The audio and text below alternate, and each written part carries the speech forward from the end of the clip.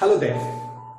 Good morning to one and all. In this video lecture, we are trying to find some of the field parameters, either velocity or acceleration or maybe the displacement of that particle. So in this case, we are trying to use two types of equations. One is going to be the kinetics of the particles. That's going to be F is equal to ma. That is the D'Alembert principle we are using. In the other hand, we are trying to using the kinematics of the particles. That's going to be finding the field parameters. So by the combination of these two, we are trying to find it. So here is going to be the one problem there. A mine cage weighs 12 kilonewtons. A mine cage weighs 12 kilonewtons. That I am going to say the W is equal to 12 kilonewtons I have taken. And it can carry a maximum load of 20 kilonewtons. It means that W1 I am going to say the self weight of that one, the payload carrying capacity, that's going to be W2 is equal to 20 kilonewtons. The average frictional resistance of the slide guides is 500 newtons. It means that when it is traveling through the guides, then 500 newtons, the frictional force is going to be generating where it is trying to opposing the motion of the body. Then what constant cable tension is required to give a load cage on upward velocities 3 meters per second. So the velocity upward is going to be that is equal to 3 meters per second from a distance of 3 meters. S is equal to 3 meters. I got it. So from this one we need to find out the tension in this cable. That means T is equal to how much I am going to say. For this entire, I am going to try to convert into the pictorial view. So that I am going to be taking one cage, assume at the same time the tension is going to be acting towards this side. That means upward direction, right? And the W1 and the W2, the total weight I am going to say here W1 plus W2, right? So when it is going to be self weight is acting in the downward direction and the payload, and the tension is going to be acting in the upward direction. So now we need to solve that problem. So after identifying the different parameters, my first foremost step is that I need to draw the free body diagram. The free body diagram I am going to be drawing over here. Self weight is always acting in the downward direction, that is the capital W. The tension of the spring is going to be acting in the upward direction, to move in the upward direction, and then the guideways are going to be subjected to. That means the frictional force is going to be always opposing the motion of the object, that is particularly downward direction, and similarly another force is going to be developing with that part. What is that? That's going to be your inertia force. Fi force is going to be acting. So then how could you find out these parameters? So from this one, it is available V is equal to be 3 meters per second, and similarly S is equal to at a distance of 3 meters.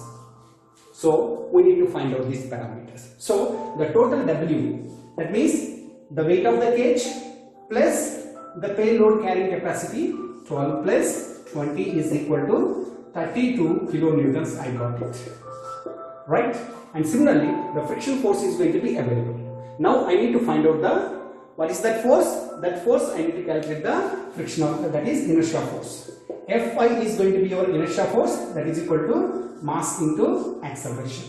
It is the mass is available from this one, that's going to be M is equal to W by G. 32 by 9.81 suppose. And then how would you calculate the acceleration? In this case, we have to assume that it is going to be starting from the rest. That's U is equal to 0. So what is the formula? V is available, S is available. That's going to be V square minus U square is equal to 2AS. Right? Now I need the SA value. A is, that is initial velocity is going to be 0. That's A is equal to V square by 2 into S. That's 3 into 3 divided by 2 into 3. So then velocity, that means from this one, acceleration A is equal to, what is the formula? What is the final value of the acceleration? That I am getting 1.5 meters per second square.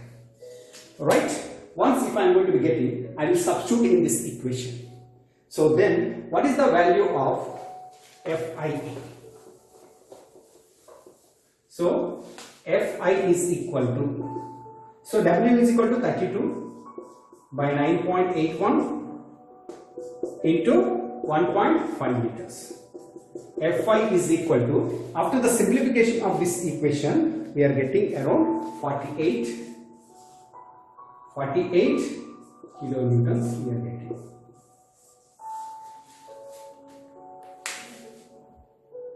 Once we calculated the Fi, frictional force, inertia force, weight of this one, I am going to be taking sigma f of y is equal to 0. From this equilibrium equation, the three forces are acting in the downward direction, the one force is acting in the upward direction. Thus the T is equal to W plus frictional force plus Fi. W is equal to 32 kilonewtons plus frictional force is equal to 500 newtons, right? Fi is equal to 48 kilonewtons.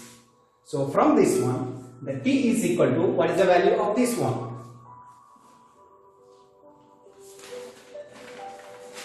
That's around, I am going to be getting 37.39 kilonewtons. So in this case, 32 by 9.81, I am going to be getting 4.8 kilonewtons. I got it. Sorry for this one. And then the same equations I am going to be substituting here, 4.8 kilonewtons, and this is going to be the 500 newtons. That I am going to be simplifying 0.5 kilonewtons because all are available in the kilonewtons. Then if I am going to be simplifying this equation, that means the finally the T is equal to, I got it, 37.39 kilonewtons. So can you see, when the tension is going to be applying around 37.39, then only the cage, the mine cage is trying to move in the upward direction. In that process, it is going to be overcome your frictional force as well as the inertia forces, so that the object is going to be trying to move in a proper way. I hope you are able to understand. If you feel any difficulty regarding this, then please put a comment section so that question is going to be, I will try to answer for that. And thank you.